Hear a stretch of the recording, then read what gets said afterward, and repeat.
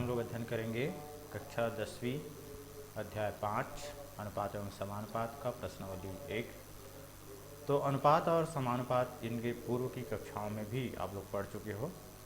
तो जैसे कि हमको अनुपात मतलब क्या होता है, तो अनुपात होता है दो स्वजातीय राशियों की तुलना को अनुपात कहते हैं।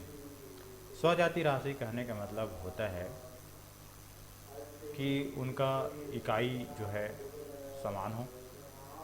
जैसे कोई लंबाई की तुलना हम उसके लंबाई से करेंगे, क्षेत्रफल की तुलना क्षेत्रफल से करेंगे, मज़दूरों की मजदूरी रुपयों में है तो उसको रुपयों में तुलना करेंगे, पैसे में है तो पैसे में तुलना करेंगे।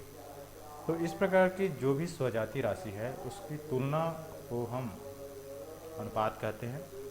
तो कहने का मतलब है कि अनुपात भी एक भिन्न नहीं है जिसको हम लोग बटे के रूप में इस टाइप से लिखते हैं।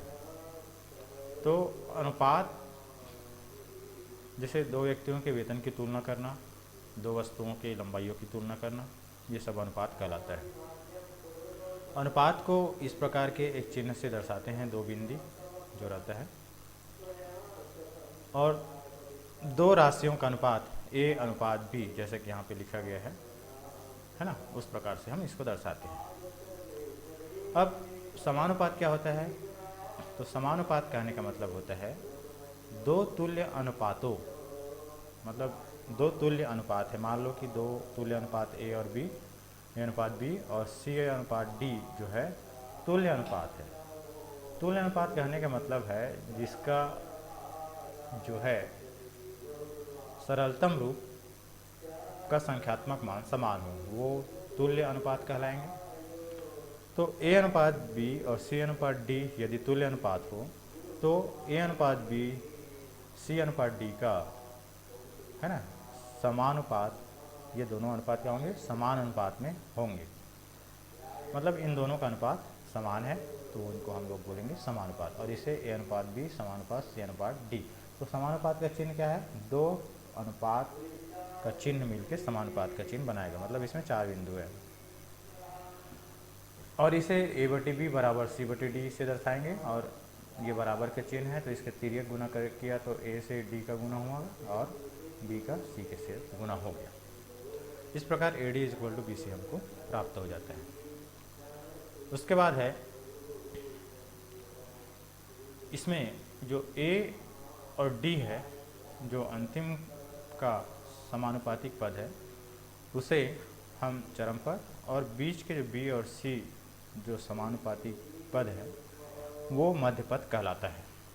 तो बी और सी मध्य पद और ए डी हमारा चरम पद इस समानुपात में होंगे। इसके बाद है मध्यानुपाती। तो मध्यानुपाती कहने का मतलब है, मान लो कि यदि ए अनुपात बी अनुपात सी हो, तीन राशियां हैं और वो इस टाइप से हो कि ए अनुपात बी अनुपात सी हो, तो बी को, बी मतलब मध्य वाले पद को ए व सी का मध्यानुपाती कहते हैं। और इसको निकालने के लिए इसका संख्यात्मक मान हो जाएगा B is equal to under root A C. कहने का मतलब ये है कि ए बटे बी बराबर बी बटे सी। तो बी का गुना हुआ तो B square is equal to A C, तो B is equal to under root A C हो जाएगा। तृतीय अनुपाती। तृतीय अनुपाती कहने का मतलब है यदि ए बी और सी है ना इस प्रकार से हो कि ए अनुपात बी अनुपात सी हो, तो सी को मतलब अंतिम वाले को, मतलब ये पहला दूसरा तीसरा वाला राशि है, तो तीसरा राशि जो है ये सी, तो इसे हम लोग तृतीय अनुपाती कहते हैं। और इसका मान हो जाएगा इस प्रकार से ए अनुपात बी और बी अनुपात सी है, तो इसका मतलब क्या हुआ, ए बटी बी बराबर बी बटे सी। तो इसका मतलब ये हुआ कि C is equal to B square by A. ये बी और बी का गुना हुआ तो बी स्क्वायर, और ए सी का गुना हुआ तो हमको क्या सी तो निकालना है, तो सी यहाँ पे ले गए, बी को इसको, तो बी स्क्वायर बाई सी हो गया। उसके बाद है चतुर्थानुपाती। तो यदि ए बी सी डी इस प्रकार हो कि ए अनुपात बी समानुपात सी अनुपात डी, तब डी को चतुर्थानुपाती कहते हैं। इस प्रकार से जब होता है तो a बटे बी बराबर c बटे डी होगा और d इज इक्वल टू हो जाएगा बी सी बटे ए। उसके बाद है सतत अनुपात। तो कई राशियाँ a b c d e f इस प्रकार हो कि a बटे बी बराबर b बटे c बराबर c बटे e बराबर e f b बटे f, इस प्रकार से आगे बढ़ते जाएगा। तब इस प्रकार के जो अनुपात होते हैं उसको हम लोग सतत अनुपात कहते हैं। उसके बाद आते हैं व्युत्क्रमानुपात। तो व्युत्क्रमानुपात से कहने का मतलब है यदि किसी अनुपात में एक राशि x के मान में कमी होने पर दूसरी राशि y के मान बढ़ जाए या जस्ट इसका उल्टा हो जाए, तब इन राशियों के बीच संबंध को व्युत्क्रमानुपात संबंध कहते हैं।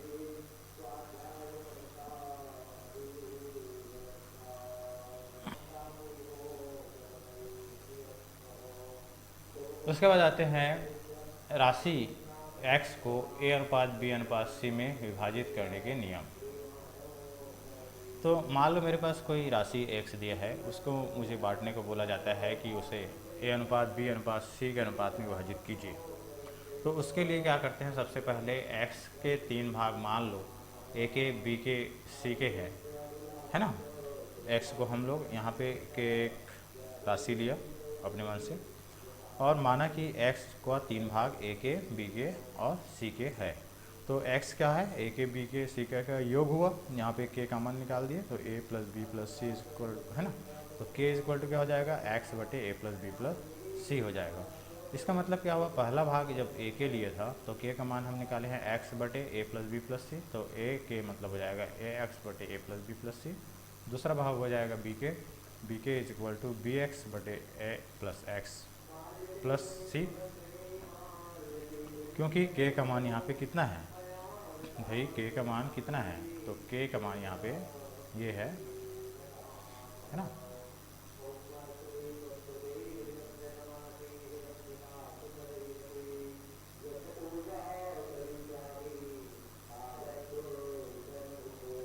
तो k का मान हमारे पास कितना है, तो k का मान हमारे पास ये हमारा k का क्या है, ये हमारा k का मान है और b यहाँ पे है ही b है ना। तो इस प्रकार से b के इक्वल हो जाएगा बी एक्स। वैसा ही यहाँ पे भी k का मान कितना है, ये k का मान है और यहाँ भी k का मान कितना है, x बटे a प्लस बी प्लस सी, ये हमारा k का मान है। इस प्रकार हम a के b के c के अर्थात पहला भाग दूसरा भाग और तीसरा भाग का मान बहुत ही आसानी से ज्ञात कर सकते हैं। इसके बाद आते हैं अपन प्रश्न क्रमांक 1, प्रश्नावली 1 का। इसमें बोला गया है कि एक क्रिकेट मैच में बल्लेबाज धीरेन्द्र 25 गेंद में 19 रन बनाकर आउट हो जाते हैं। महेंद्र 20 गेंद में खेलकर 14 रन बनाकर पवेलियन लौटता है तथा रविंद्र 15 गेंद में 9 रन बनाता है। तो इनमें से किसने सबसे अधिक रन बनाया, ये हमको पूछा गया है। तो हमको जैसे कि यहाँ पे क्वेश्चन में हमको है ना दिया हुआ है कि हमको यहाँ पे दिया है कि धीरेन्द्र द्वारा 25 गेंदों में बनाया गया रन,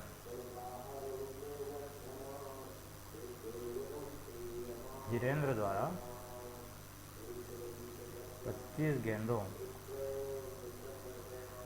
में बनाया गया रन बराबर यहाँ पे है 19 रन और महेंद्र द्वारा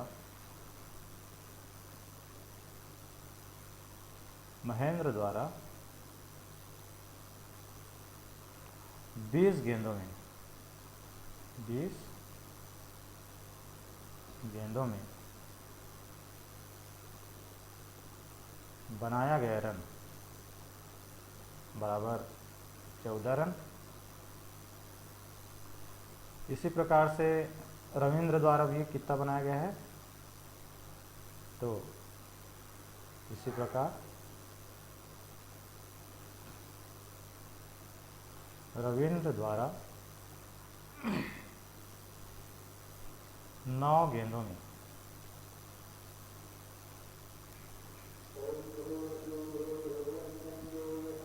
बनाया गया रन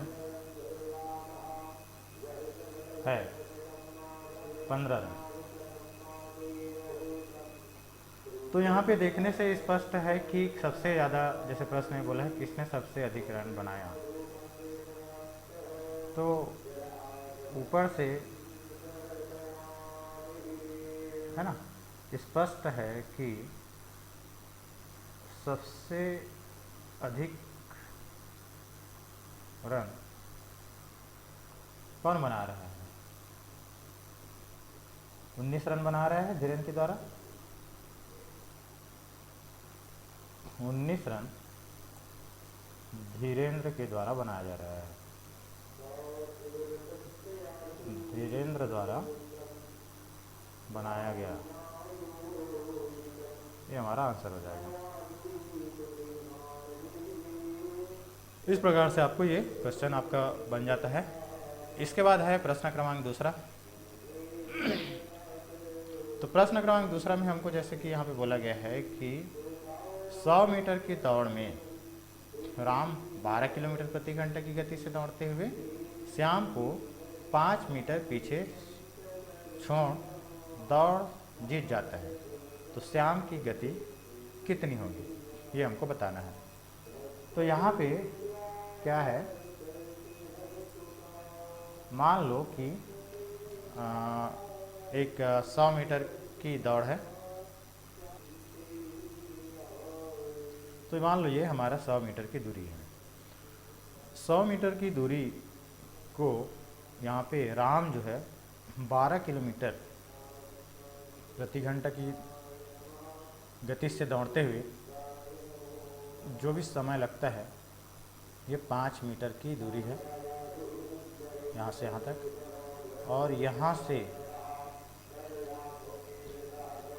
यहाँ तक की कुल दूरी हमारे पास है 100 मीटर। तो ये कितना हो जाएगा, 5 मीटर जब पीछे रहेगा तो ये दूरी कितना हो जाएगा हमारे पास, तो ये दूरी हमारे पास हो जाएगा 100 ऋण 5 बराबर 95 मीटर,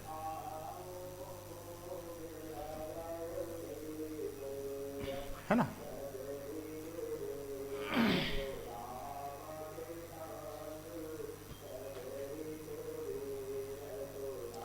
तो हमको यहाँ पे कुल दूरी, जैसे कि इसको अब बनाएंगे कैसे, तो हमको दिया है दूरी बराबर 100 मीटर और राम की गति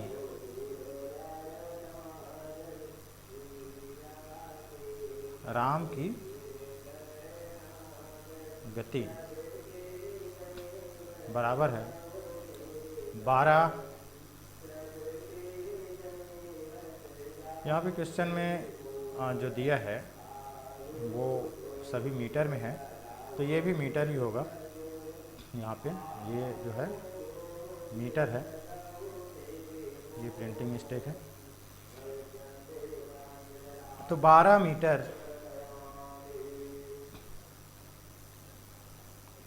प्रति घंटा की स्पीड है इसकी, मतलब गति है।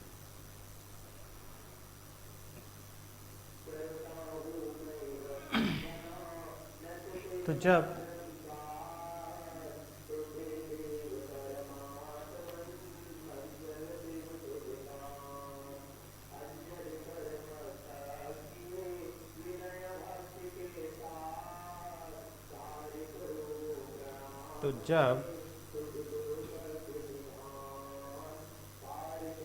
राम दौड़ जीत जाता है, दौड़ जीत लेता है, तब वह श्याम को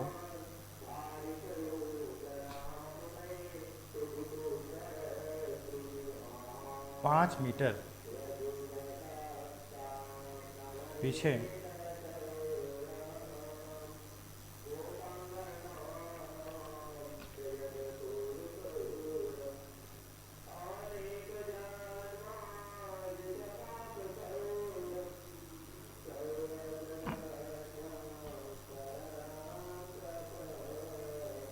छोड़ देता है, अर्थात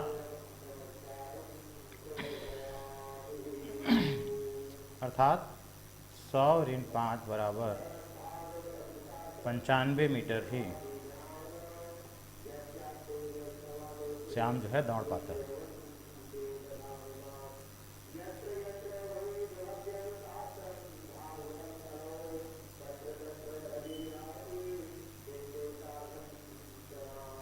तो राम द्वारा पूरा दौड़ में लिया गया समय कितना है यहाँ पे?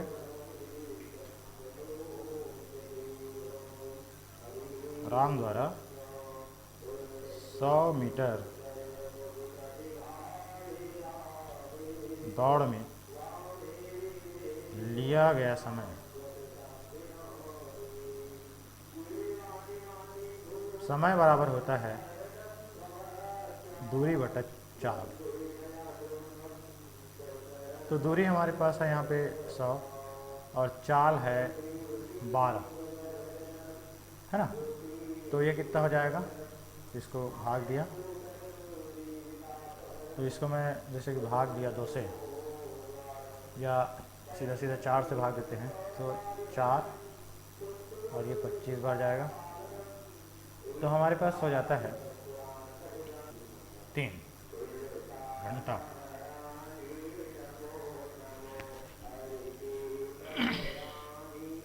अर्थात 25/3 घंटा में श्याम केवल 95 मीटर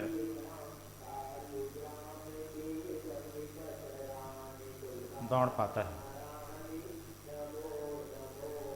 तो श्याम की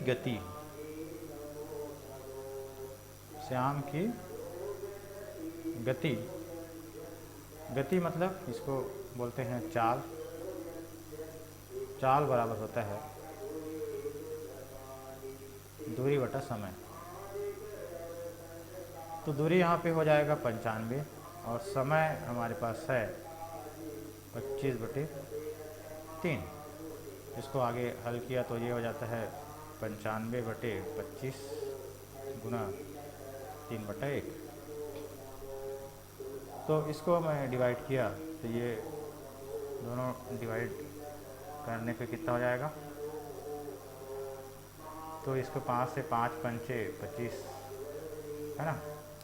और ये हो जाएगा 5 एकम 5 और 5 निया 45।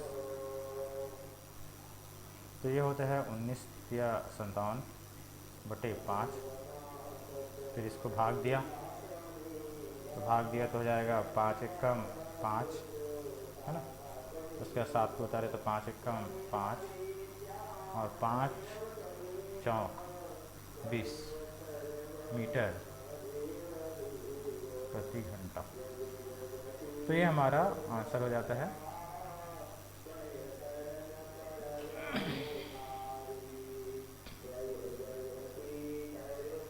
इसके बाद है हमारा प्रश्न क्रमांक 3। इसमें जैसे बोला गया है कि पृथ्वी पर खारा पानी तकरीबन 38,214 मिलियन घन किलोमीटर है और साफ पानी तकरीबन 1,386 मिलियन घन किलोमीटर है। बताइए पृथ्वी पर साफ पानी और खारा पानी किस अनुपात में है? पृथ्वी पर कुल कितना प्रतिशत साफ पानी है और कितना प्रतिशत खारा पानी है? तो यहाँ पे हमारे पास 3 सवाल है। पहला सवाल तो हमको ये बताना है कि यहाँ पे, है ना, पृथ्वी पर साफ पानी और खारा पानी किस अनुपात में है। दूसरा ये बताना है कि कुल कितना प्रतिशत साफ पानी है और तीसरा ये है कितना प्रतिशत खारा पानी तो हमको ये 3 चीज़ इसमें बतानी है। तो चलिए देखते हैं, इसको हल करते हैं।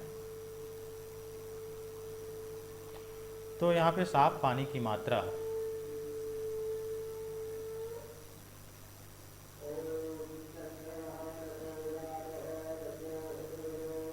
बटे खारा पानी की मात्रा,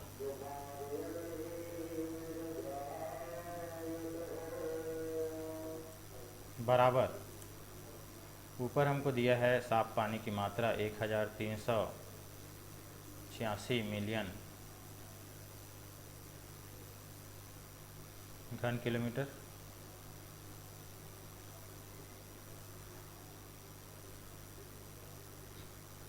और ये हमको दिया है ऊपर में 38,214 मिलियन घन किलोमीटर। तो इसका जो अनुपात होगा, इसमें ये इकाई तो हमारा दोनों ऊपर नीचे है तो कैंसिल हो गया, तो ये हमको प्राप्त हो जाता है 1386/38214। इसको हम भाग दिए, जिससे भी भाग जाता है।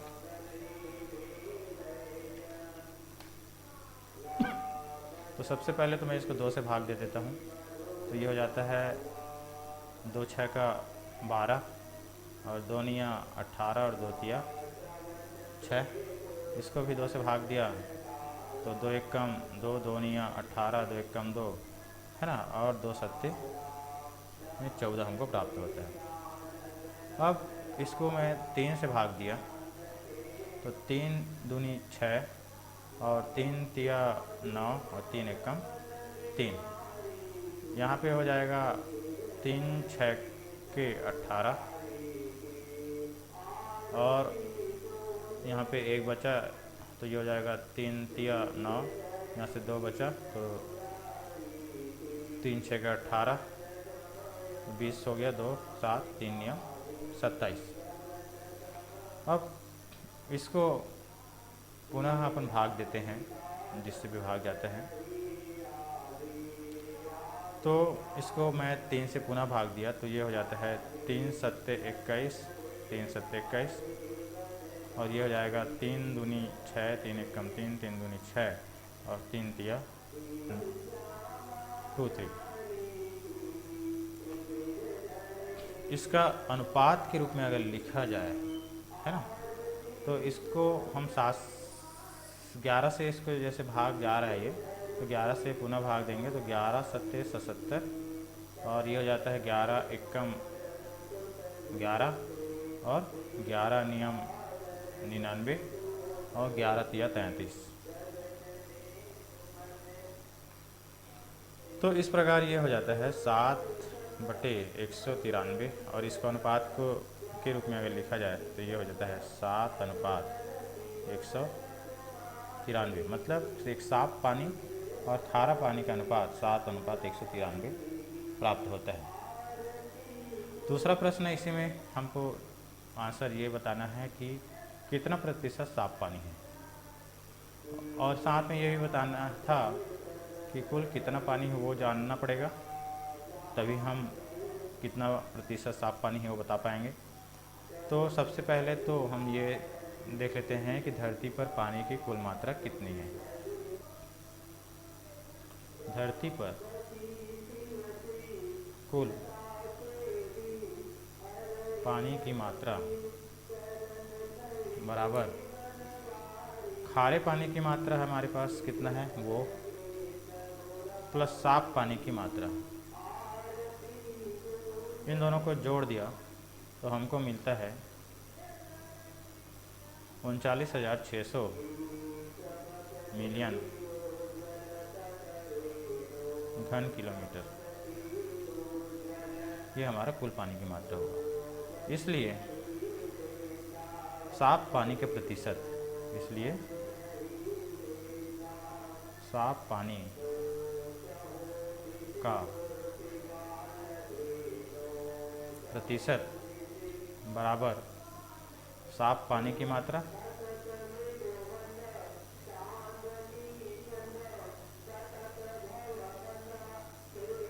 बटे कुल पानी की मात्रा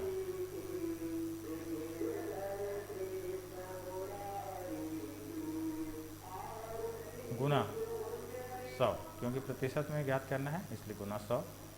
तो साफ पानी की मात्रा हमारे पास है 1386 मिलियन घन मीटर किलोमीटर, और ये हमारे पास है 39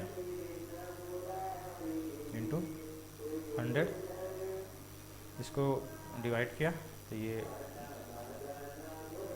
है ना, इसको डिवाइड किया तो ये 0 हो जाता है, 0 0 कट गए, 2 0 के साथ। अब इसको 2 से डिवाइड करते हैं तो 2 6 के 12, 2 नियम 18 और 2 तिया 6, और ये हो जाएगा 2 1 कम 2, 2 नियम 18, 2 8 16।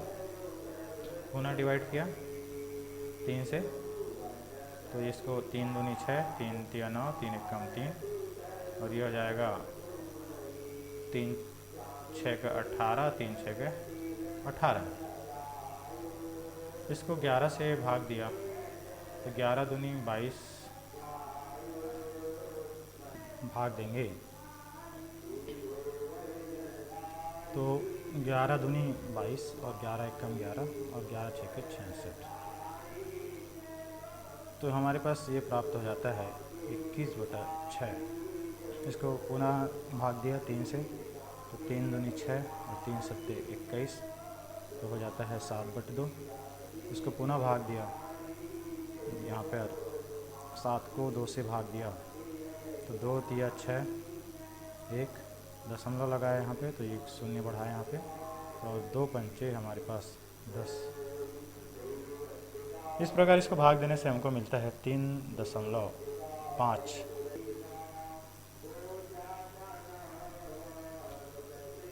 खारा पानी का प्रतिशत बराबर खारा पानी की मात्रा बटे कुल पानी की मात्रा गुणित 100।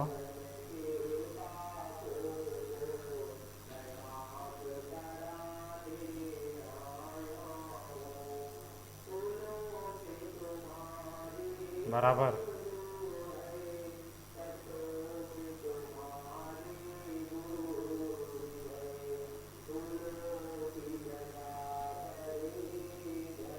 तो खारा पानी की मात्रा हमारे पास था, कितना था 38,214 बटे 39,600 गुणित 100। तो ये 2 0 0 0 कैंसिल हो गया, तो इसको 2 से डिवाइड किया तो 2 1 कम 2, 2 निया 18, 2 1 कम 2 और 2 सत्ते 14, और 2 1 कम 2, 2 निया 18 और 2 अट्ठे 16। इसके बाद इसको पुनः अपन भाग देते हैं तो जैसे मैं 3 से इसको भाग देता हूँ तो हो जाता है 3 6 के 18, एक बचा तो 3 तिया 9 और 2 बचा है तो हो जाएगा 3 6 के 18 और 3 नियम 27। इसको 3 से भाग दिया तो होता है 3 6 के 18, 3 6 के 18। इसको 11 से भाग देते हैं तो 11 6 के 66 ना, और 11 पंचे 55। इसको भाग दिया तो हमको प्राप्त हो जाएगा 579/6, और इसको इस प्रकार से हम लोग भाग देते हैं तो ये प्राप्त हो जाएगा 96.5%। इस प्रकार से हमको ये क्या हुआ, धरती पर खारे पानी का प्रतिशत मात्रा प्रश्नानुसार, और ये हमारा आंसर हुआ। इसी प्रकार से ये का आंसर हमारा ये हुआ साफ पानी का प्रतिशत और साफ पानी की मात्रा और खारा पानी की मात्रा का अनुपात हमारे पास ये हुआ। इस प्रकार से आपका ये तीसरा सवाल हुआ। इसके बाद चौथा सवाल में देखते हैं कि गायत्री एक खेत के धान की फसल को 12 दिन में काट लेती है। यदि उसी फसल को महज 3 दिन में पूरा काट सकता है, तो बताइए दोनों मिलकर उस फसल को कितने दिन में काट लेंगे। तो इसका हल करते हैं। तो गायत्री द्वारा 12 दिन में काटा गया फसल, एक खेत है, एक खेत को 12 दिन में काटता है, इसलिए एक दिन में काटा गया फसल कितना हो जाएगा, एक दिन में काटा गया फसल हो जाएगा खेत का 12वां भाग, 1/12 खेत।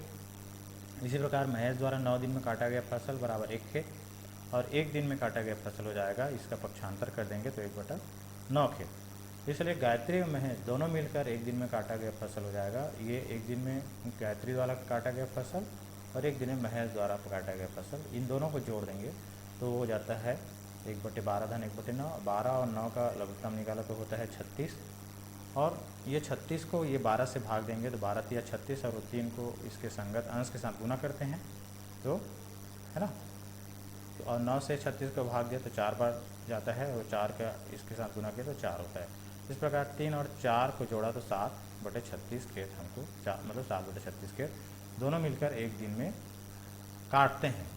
तो इसका इसके साथ गुना कर दिया, 7/36 का एक के साथ गुना किया तो इधर 1 बच जाएगा, तो 36/7 दिन में कितना हो जाएगा, एक खेत कट जाएगा।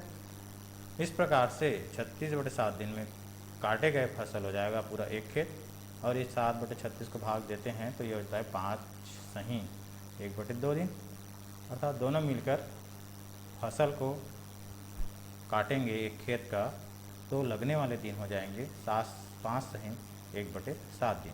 इस प्रकार ये हमारा आंसर होगा। इसी प्रकार से 5वां सवाल जैसे कि हमको यह है, किसी काम को अरुण व अश्वनी क्रमशः 20 दिनों व 25 दिनों में पूरा कर सकते हैं। बताइए अरुण की कार्य क्षमता अश्वनी से कितने प्रतिशत अधिक है। तो अरुण जो है 20 दिनों में काम करता है एक काम को, तो अरुण की कार्य क्षमता प्रतिदिन हो जाता है 1/20 काम, तथा अश्वनी 25 दिनों में काम करता है काम को पूरा, इसलिए अश्वनी की कार्य क्षमता प्रति दिवस हो जाता है 1/25 काम। तो अरुण की कार्य क्षमता प्रतिशत कितना हो जाएगा, तो 1/20 था, तो इसको हम लोग को ऐसा संख्या से गुना करना है कि नीचे में 100 हो जाए। तो ये 20 को 5 से गुना करते हैं तो 100 हो जाता है, तो ये हो जाता है 5/5 से इसको गुना किया, मतलब एक से ही गुना, 5/5 मतलब एक से ही गुना कर रहे हैं, लिखने में बस दिखने में अंतर है। तो 5/100 हो जाता है, ये 5 × 5 और 20 × 100। अब 5 को अलग कर दिया, 1/100 को अलग कर दिया, क्योंकि प्रतिशत रूप में हमको इसको लिखना था, तो ये हो जाता है 1/100 मतलब प्रतिशत, तो ये 5% हो गया। इसी प्रकार से अश्वनी की कार्य क्षमता तो 1/25 था अश्वनी की कार्य क्षमता प्रति दिवस, इसको 100 करने के लिए 4 ऊपर और नीचे में 4 का गुना किया तो ये हो जाता है 25 × 100 तो 4/100, तो ये हो जाता है 4, और 100 को 1/100 को अलग किया तो 4 × 1/100 मतलब 4% हो जाता है। अतः अरुण एवं अश्वनी के कार्य क्षमताओं का प्रतिशत अंतर हो गया 5% हमारा अरुण का कार्य क्षमता प्रतिशत, और अश्वनी के कार्य क्षमता प्रतिशत 4%। तो इन दोनों का प्रतिशत अंतर होता है 1%। अतः अरुण की कार्य क्षमता अश्वनी की कार्य क्षमता से 1% अधिक है। ये हमारा आंसर हो गया। इसी प्रकार अगला सवाल हमारे पास 6वां सवाल है कि संजय और शिवा मिलकर किसी काम को 16 दिनों में पूरा कर लेते हैं। यदि संजय उस काम को अकेले 24 दिनों में पूरा कर लेता है तो बताइए कि शिवा अकेले उस काम को कितने दिनों में पूरा करेगा। तो संजय और शिवा मिलकर 16 दिनों में पूरा करते हैं एक काम को, इसलिए एक दिन में कितना काम करेंगे, वो काम का 16वां भाग को करेंगे 1/16 काम। तथा संजय अकेले 24 दिनों में पूर्ण करते हैं एक काम को, इसलिए संजय एक दिन में पूरा करेंगे उस काम का 24वां भाग मतलब 1/24 काम। इसलिए शिवा अकेले एक दिन में उस काम को पूरा करेंगे। दोनों मिलकर जितना काम किए रहेंगे है ना, उसमें से संजय का अकेले किया गया कार्य को एक दिन में घटा देंगे तो 1/16 ऋण 1/24 हो जाता है, वो शिवा का एक दिन का काम होगा। तो इन दोनों का अपन एलसीएम निकाला तो 48, 16 से 48 को भाग दिया 3 बार हो जाता है, 24 से 48 को भाग दिया 2 बार हो जाता है। तो इस प्रकार से 3 ऋण 2 हो गया बराबर 1/48 काम शिवा अकेले एक दिन में काम करेंगे।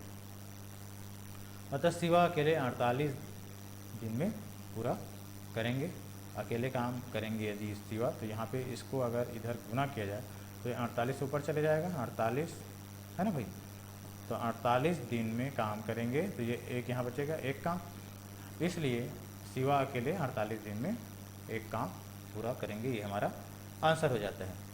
इस प्रकार से आपका प्रश्नावली 5.1 समाप्त होता है। यदि आपको जानकारी अच्छा लगा हो तो प्लीज़ मेरे चैनल को लाइक कीजिए और सब्सक्राइब कीजिए। Thank you for watching video.